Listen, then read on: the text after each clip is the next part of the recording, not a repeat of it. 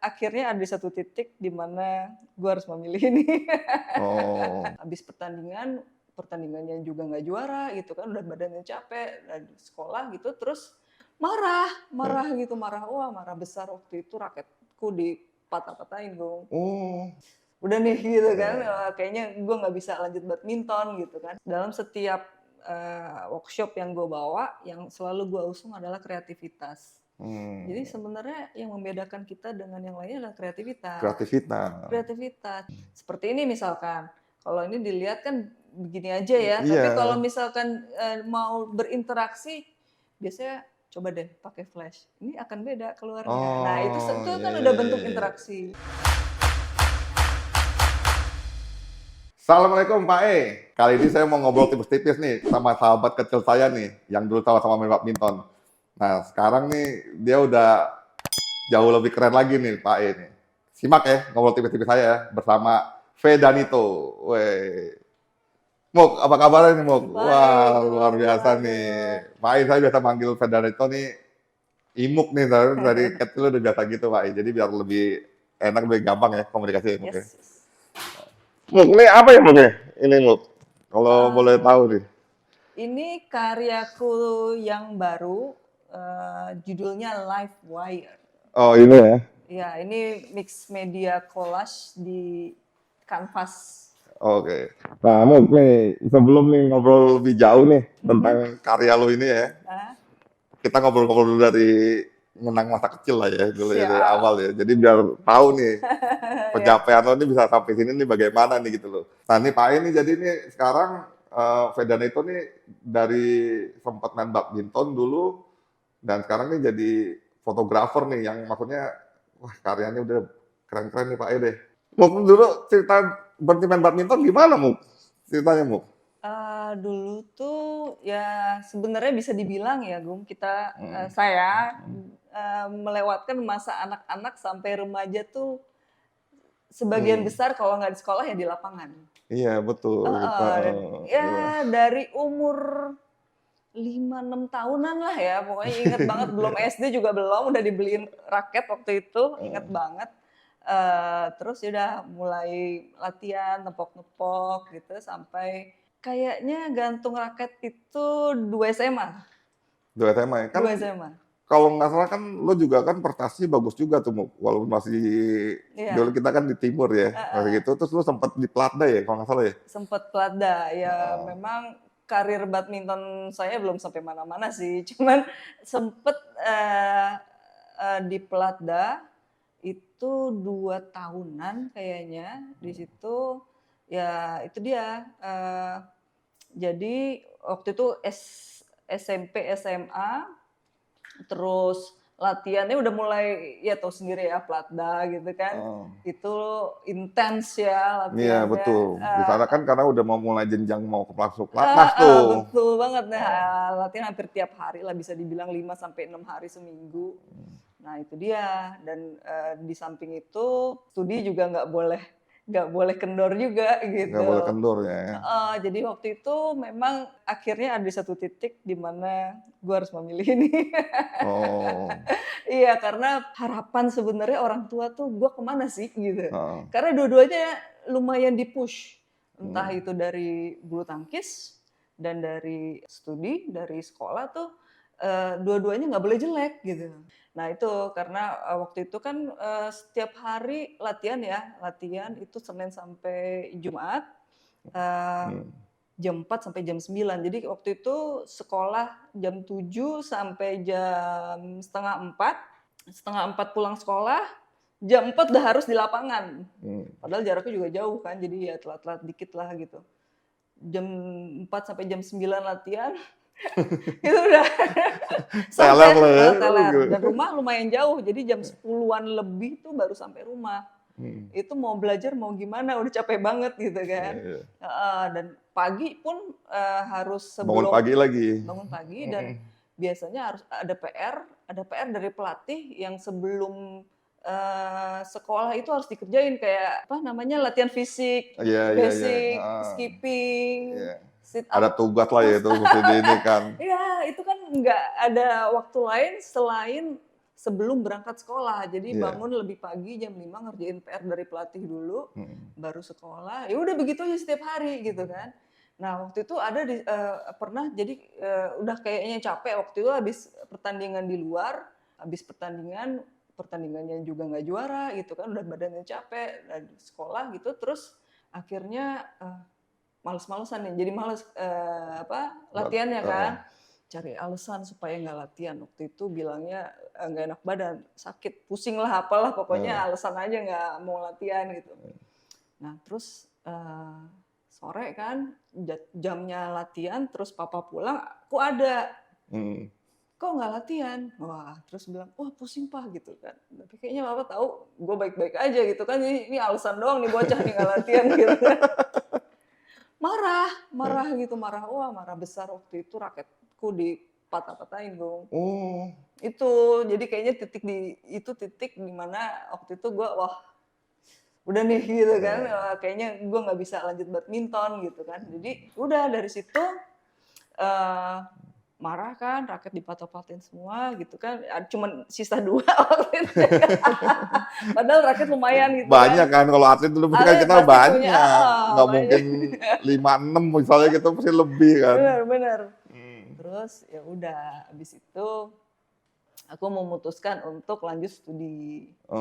Bilang sama papa ya walaupun masih takut-takut gitu kan, tapi bilang kalau memutuskan untuk belajar aja, berhenti aja badmintonnya gitu. Dari situ sih. Ya artinya keputusan untuk selesai mainnya dari lu ya, misalnya gitu dari sendiri ya kan. Betul. Sama lah kita berarti ya kan, berarti Iya. gitu kan. Nah terus dari situ akhirnya lu apa? Kuliah itu? Nah dari situ tuh sempet yang kayaknya jadi sebel gitu sama badminton. Sempet ya? Sempet benci loh. Jadi ya udah melanjutkan SMA, di SMA juga, tapi tetap tuh karena orang udah taunya gue atlet kan, karena sering keluar minta izin keluar, tanding keluar gitu, orang udah taunya atlet. Jadi kalau pertandingan antar sekolah pasti gue dipanggil untuk badminton gitu kan. Nah dari sekolah terus lanjut kuliah pun juga akhirnya ya karena udah biasa dari kecil olahraga ya kan. Walaupun masih sebel waktu itu sama badminton, akhirnya mainnya basket, terus kuliah waktu itu di Solo. Oh kuliah di Solo? Kuliah di Solo, sempat jadi tim universitas juga, terus balik Jakarta, langsung kerja, di situ pindah lagi olahraganya, main tenis. Oh masih pindah-pindah ya main tenis ya? Pindah-pindah, itu masih sebel sama badminton. Lo kuliah lagi tuh ambil apa? Teknik sipil. Teknik sipil ya? Teknik sipil, iya. Itu ya, maksudnya sanggup juga hitung-hitung gitu ya? Nah, kebetulan emang gue suka matematika sih. Suka matematika. Tapi memang waktu itu tuh kayak nggak ada pandangan lain sih. Selain karena keluarga dari papa dokter, terus keluarga Pak D kan waktu itu di konstruksi ya, di bangunan juga taunya ya nggak jauh-jauh dari situ. Jadi pokoknya dokter sih udah red flag buat gue, nggak mau gitu kan. Ya udah yang taunya yang lain gitu. Teknik sipil ambilnya di situ. Ya untungnya bisa selesai studinya, terus kerja di bidang konstruksi juga waktu itu di Patra Jasa. Sering juga untuk jadi wakil pertandingan antar kantor. Tapi tenis itu? Tenis. Lo perubahannya ini lo dari badminton ke tenis? Itu nggak jago. Beda lo? Beda karena raketnya beda, ayunannya beda, footworknya beda. Dan nggak boleh pakai volley. Enggak. Kita badminton kan main pakai volley. Ini banget, ini kan yang main kan, dan ya itu beda banget. Tapi ya udah masih nggak mau megang raket badminton. Nggak mau ya? Lah,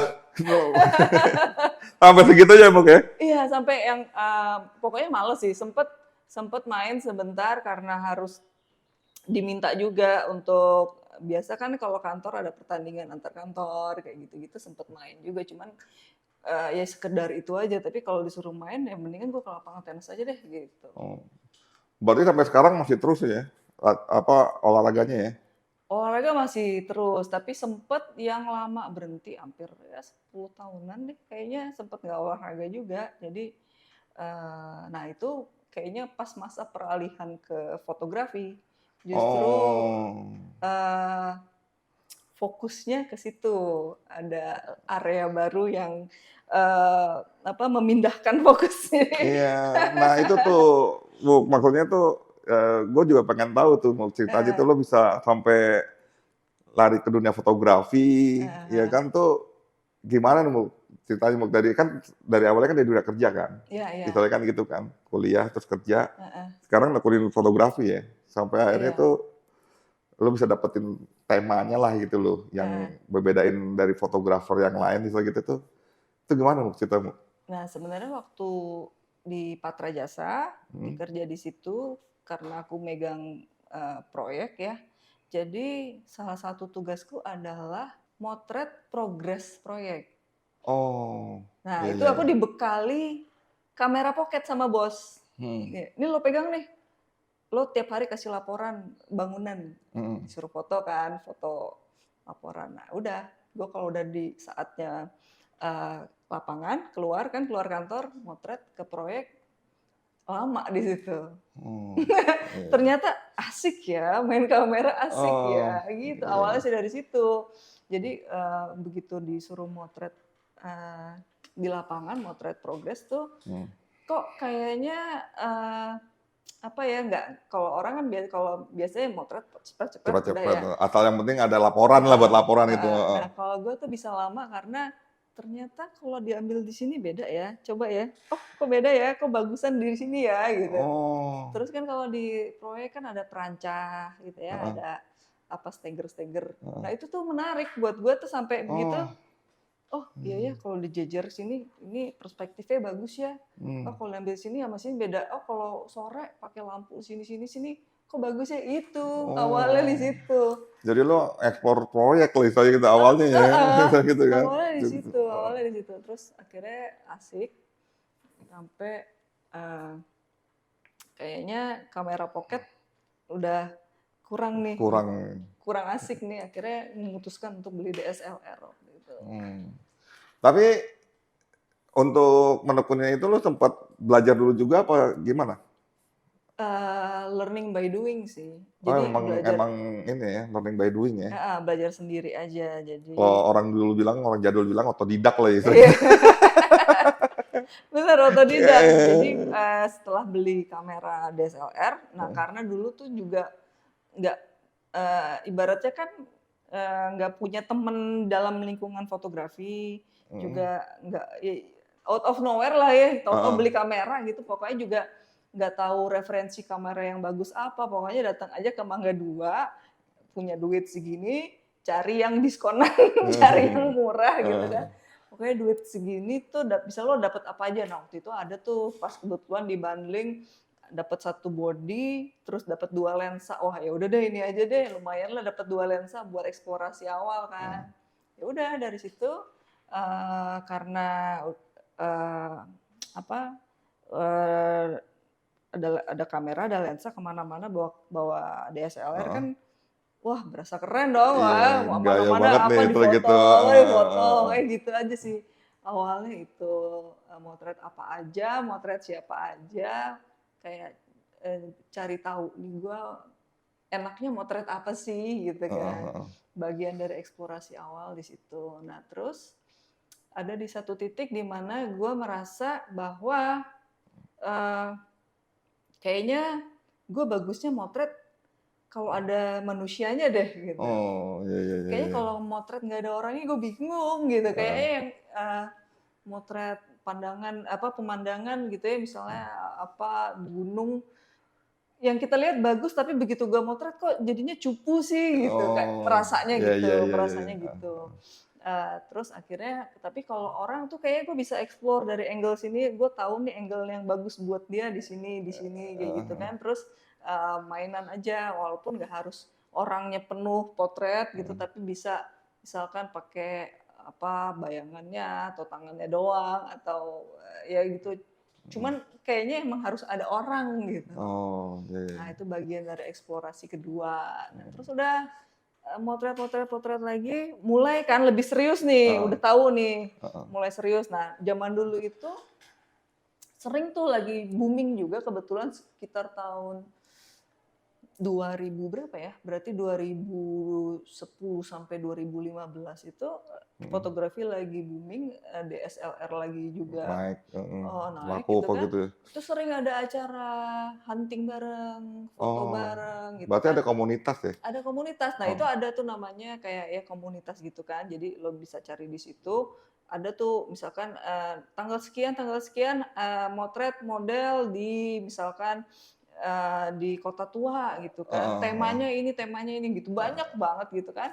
Kita tinggal milih tuh sebenarnya buat ajang latihan aja Iya, yang iya, lebih iya, betul. serius Heeh. gitu kan biar ada motret tapi bisa lebih kelihatan lebih bagus lah gitu ya. Udah suka ikut-ikut itu akhirnya kenal teman ini, kenal orang-orang baru di bidang fotografi gitu kan. Terus tapi akhirnya lama-lama gue kalau ikut begini terus motret rame-rame nanti foto gue sama dong sama dia. Iya, Tinggal iya, beda betul. yang satu nengok segini modelnya gitu Iya, kan. iya, iya. Terus modelnya kalau lah foto acara hunting bareng itu biasanya kalau motret begitu rame-rame gitu kan gantian tuh yang sini ngomong bingung Heeh, kan berebutan gitu heeh. kan.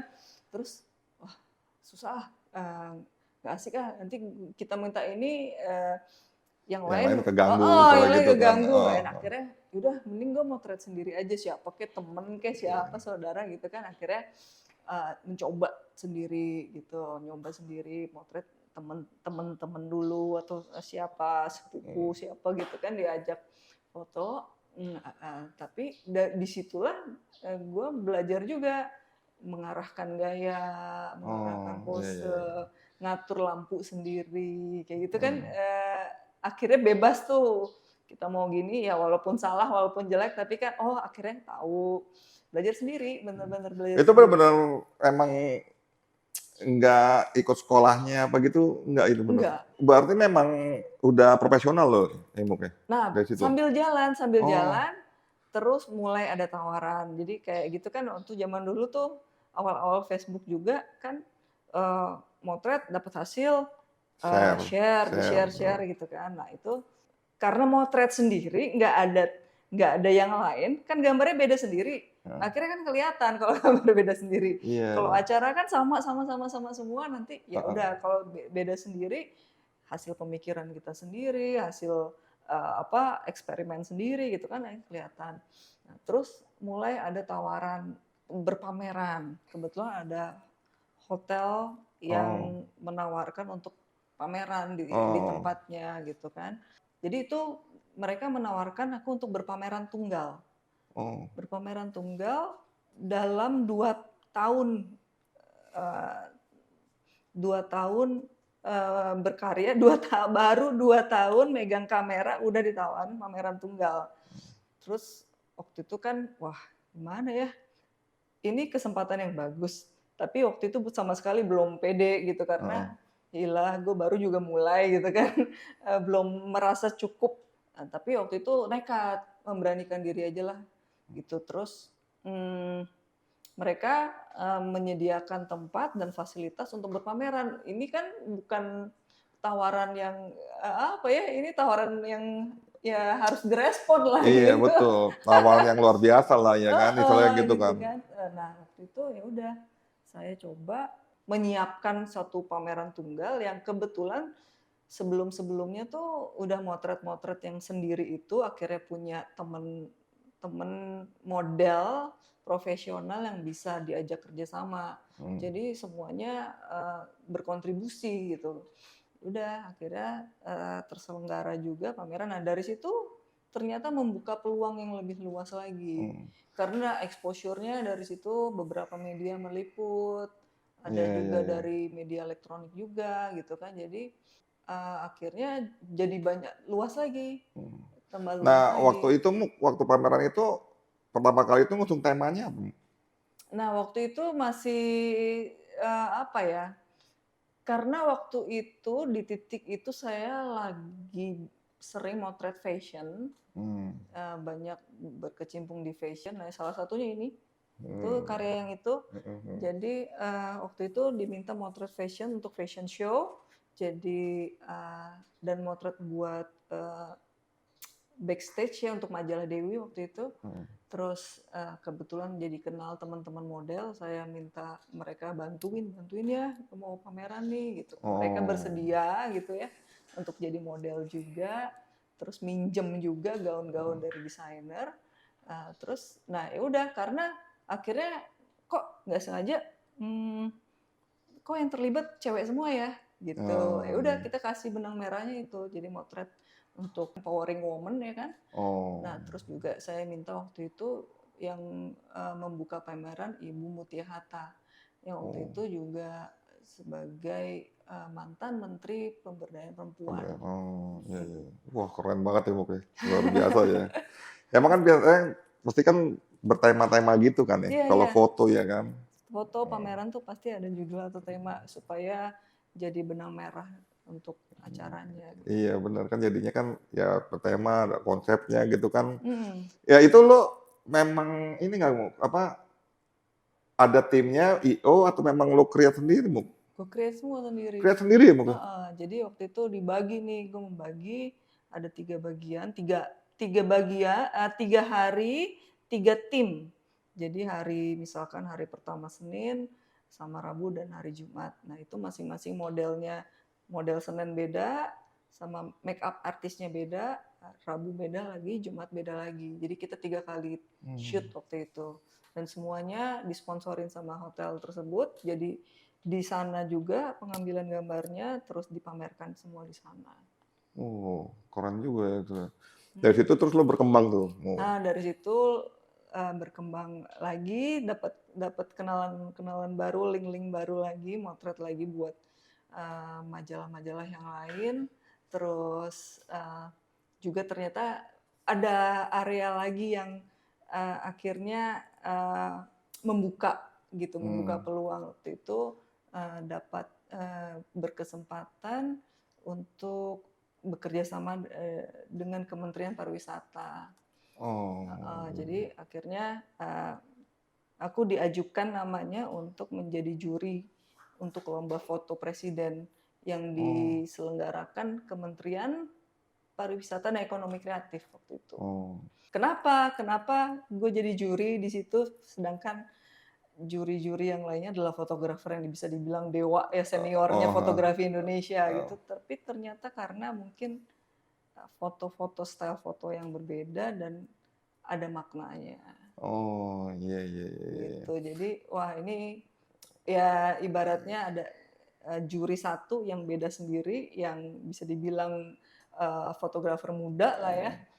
Terus jadi supaya fotografi Indonesia waktu itu untuk lomba foto presiden itu supaya lebih beragam. Iya, lebih berwarna lah ya, misalnya jadi gitu kan. ada nggak cuman motret misalkan landscape doang, atau nggak cuman misalkan motret budaya doang, tapi bisa lebih scope-nya bisa lebih luas.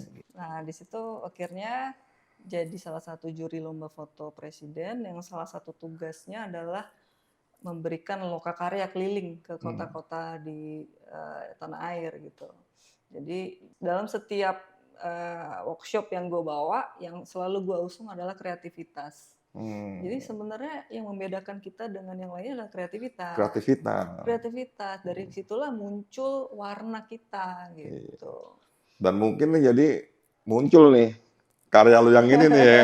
Iya kan? Bener nggak, Muk? Iya. Nah ini Muk, langsung nih sini Muk. Gue pengen tahu nih Muk, nih maknanya apa nih Muk, sama temanya apa nih Muk kalau ini. Kan kalau gue apa ya, sepanjang ketahuan gue kan nih, lo kan apa ya, ekspor otak ya Muk ya. Iya kan, gitu kan. Jadi memang ya, sebenarnya apa neuroscience ya? Neuroscience gitu kan. Nah, itu ini gimana tuh Muk ini? Jadi Ceritanya itu Muk.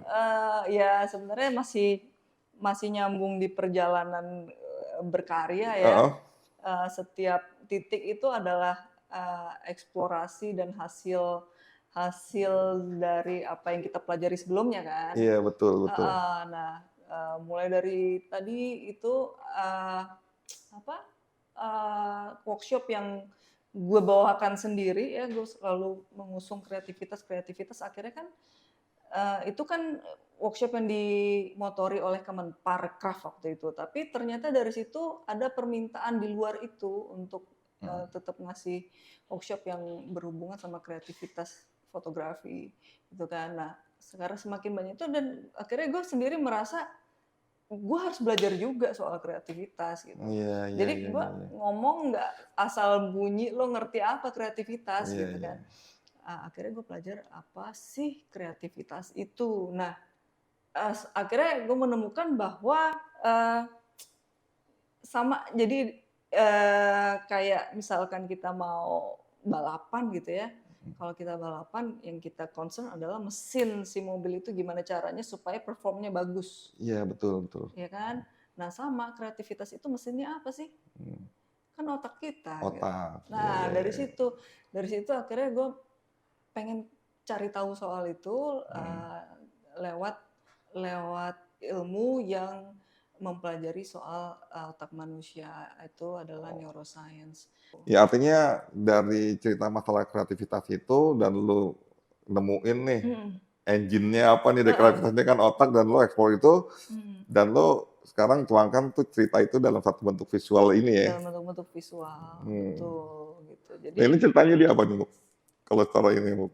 kalau ini sih sebenarnya Ringkasnya lah itu gitu. ringkasnya ya, jadi intinya ini tentang neuroplasticity. Jadi neuroplasticity itu kemampuan otak kita untuk menyerap sesuatu yang baru, pengalaman baru, dan untuk sebenarnya belajar, kemampuan kita untuk belajar. Iya, iya. Jadi apa yang tadinya kita nggak bisa, jadi bisa, itu bagian kecilnya sih. Tapi intinya kayak ini kalau kita bisa menyerap gitu ya, menyerap knowledge tuh jadi dan yang paling penting kita bisa belajar sesuatu yang baru kalau kita terbuka. Oh, Makanya iya, iya. dilambangkan Ini dengan ada open pintu. door gitu. Kalau kita mau dan emang terbuka. Jadi kalau kita terus menutup diri mau belajar kayak apa nggak akan masuk, nggak akan Iya, iya, iya. nggak akan berbunga, Iya, nggak akan iya, jadi iya, bunga iya. gitu. Kira-kira kayak Ya, ini kan gitu. ada bunganya ya kan. Nah, iya. Ya kan karena kan sebenarnya kan segala sesuatu yang kita lihat, yang kita dengar, yang kita rasakan itu kan ya itu yang kita olah kan dengan otak Betul kita ya kan banget. istilahnya kan gitu kan. Betul banget. Dan kita mau mengeluarkannya kan gitu Yes. kan. Jadi sebagai satu ilmu pengetahuan lah, sebagai Yes. apa, ya kan gitu Iya. kan. Jadi lo cerita soal itu ya ibaratnya. Cerita soal itu. Jadi itu apapun yang kita tadi lo bener banget. Apapun yang kita dapatkan lewat sensor input kita. Iya, 5 indera lah kan, 5 panca indera kita kan itu kan memang nampung kita banget lah kan itu kan. Itu mau sadar nggak sadar itu masuk kan? Masuk. Nah, tinggal kita mau ngolahnya kayak gimana. Iya. Sehingga jadi suatu output yang bisa kita secara sengaja untuk bikin gitu. Nah, untuk ya kira-kira kayak gitu. Iya, Si neuroplasticity itu soal itu. Sebenarnya ini juga mungkin apa ya tergantung kita ya ngelihatnya ya mau memaknakannya seperti apa ya Bu Ya. Nah itu juga Gung salah satu yang mungkin orang lihat dari karya gue kan mungkin orang lihatnya nih mau apa sih, ini apa sih, tentang apa sih gitu ya. Iya betul, Iya kadang-kadang kan? bingung juga loh kayak yang itu tuh juga kan apa sih ini kan gitu kan kalau nggak ini kan gitu. Nah itu sih maksudnya gitu, gue selalu membebaskan orang yang melihat karya gue untuk punya makna sendiri, makna sendiri. masing-masing. Jadi walaupun gue bikin itu ada makna sendiri gitu, Iya, pasti itu namanya dong. ada subjektivitas, tapi terserah kamu yang menjadi gue senang itu kalau mereka paling nggak udah merasa tergelitik, udah ini maksud lo apa sih? Ya. Paling nggak kan ada sesuatu yang menarik untuk bertanya. Ini maksudnya kalau zaman sekarang ini kan musim kan ada engagement lah, itu kan gitu ya kan, benar nggak? Iya. Kalau orang udah menanyakan ini, wah lo udah kena nih sama gua nih kan gitu ya, oke, wah keren banget ya, luar biasa ya. Iya, jadi emang sengaja memberikan ruangnya. Kebetulan di pameran-pameran beberapa tahun yang terakhir ini, gue dikasih tempat untuk berpameran ya. Gue selalu memberikan ruang juga untuk pengunjung berinteraksi ke karya. Jadi nggak cuma lo lihat doang, tapi bisa ada sesuatu yang lo lakukan dengan karya gitu. Seperti ini misalkan, kalau ini dilihat kan begini aja ya, tapi kalau misalkan mau berinteraksi, biasanya coba deh pakai flash. Ini akan beda keluarnya. Nah itu kan udah bentuk interaksi. Ada bentuk interaksi atau misalkan ada ini yang bisa direspon dengan lampu UV akan memberikan efek yang beda gitu. Ada juga jadi dia nyala ya kalau misalkan apa ya? Ya mungkin gelap terus di center gitu jadi nyala ya. Nyala. Nanti kita coba. Tadi nggak dimatiin lampunya jadi nggak terlalu kelihatan bedanya. Tapi kalau lampunya dimatiin gelap dan di center dengan lampu UV dia akan nyala. Ini apa ya? Ada role model nggak atau gimana gitu loh, Muk? Idenya atau apa gitu tuh bisa terkonsep tuh seperti ini gitu loh, Muk? Sebenarnya kalau saya ditanya untuk role model bingung juga kalau di bidang fotografi. Emang belum ada yang main seperti ini? Setahu saya juga belum ya, nggak tahu deh kalau misalnya. Gila, lu berarti buka ini baru dong ya? Gue juga belum pernah lihat sih, tapi kalau misalkan ditanya, gue suka karya-karya justru di luar seniman-seniman fotografi. Mungkin dan bukan lo niru langsung ya, bukan dari model langsung ya, justru dari apa yang lo lihat ini kan ya lo olah sendiri gitu ya. Berproses seperti itu ya. Iya. Sebenarnya ini tercipta juga karena tantangan-tantangan baru gitu dan sebenarnya makanya gue bilang gue selalu suka tantangan karena akhirnya nanti ada sesuatu yang gue sendiri surprise gitu. Kayak di 2021 ya, apa 2022 itu ada tantangan baru. Iya, kayaknya juga awal cikal bakal dari ini gitu. Jadi saya ditantang nih sama temen pelukis waktu itu. Dia mau bikin acara Hari Kartini kayaknya. Berdekatan lah ya dengan April. Jadi tantangannya adalah dia membuat 20 pelukis perempuan berkarya bersama live di Bundaran HI, ditonton orang-orang lagi CFD-an sama diliput media.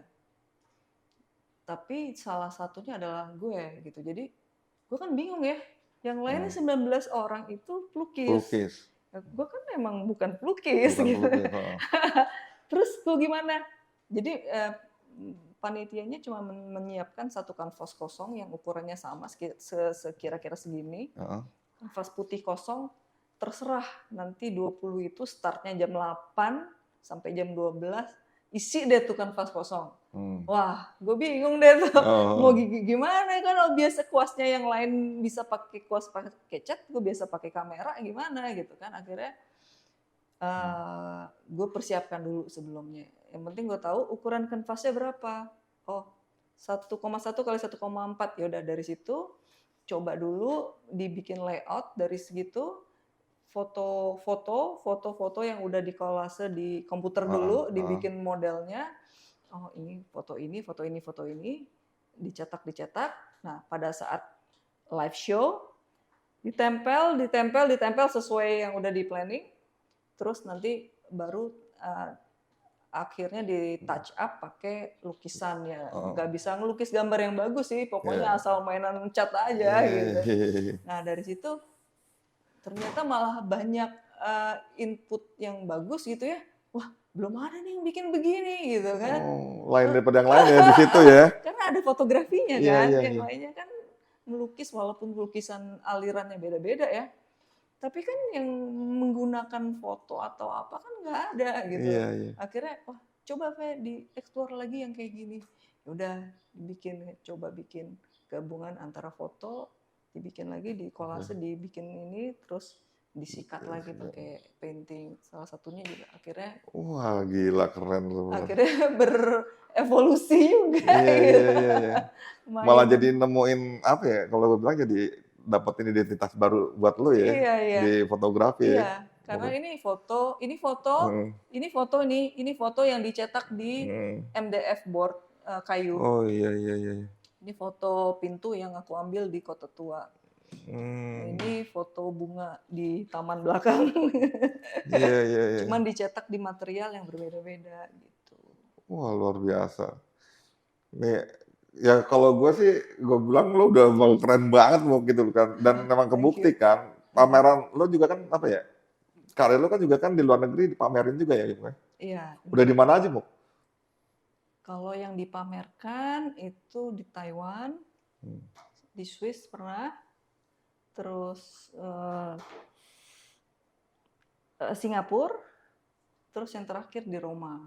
Lah kan lo kalau gue ngeliat lo apa ya, kalau kayak lo kayak gini, lo kan apa ya, nggak jauh-jauh lah, lo pasti imajinasi lo kan kuat banget ya, Muk ya. Mm-mm. Pertanyaan gue nih, Muk ya, lo emang suka meditasi atau kegiatan apa tuh yang bisa mengeluarkan imajinasi lo, Muk?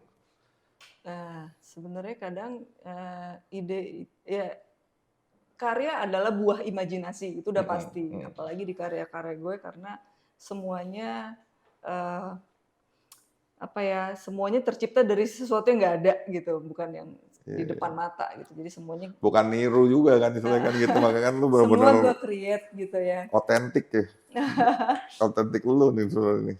Nah itu memang ada proses yang gue bilang itu namanya proses kontemplasi ya. Walaupun bentuknya nggak meditasi secara konvensional yang lo diem gitu, nggak. Nah, Meditasi gue lebih ke sambil olahraga, sambil angkat beban, sambil nyetir. Intinya adalah keluar sejenak dari apa yang memang lagi harus rutinitas. dikerjakan gitu. Jadi emang di saat-saat yang kita sebenarnya lagi relax, justru kadang suka mencuat idenya. Iya benar, emang kan ya meditasi kan gitu. Iya Sebenarnya kan kita kan sebenarnya. merelaksasikan pikiran kita, hati kita kan itu jadi keluar kan. Iya. Kalau lo tuh yang bikin relax tuh apa dari semua yang tadi lo sebutin?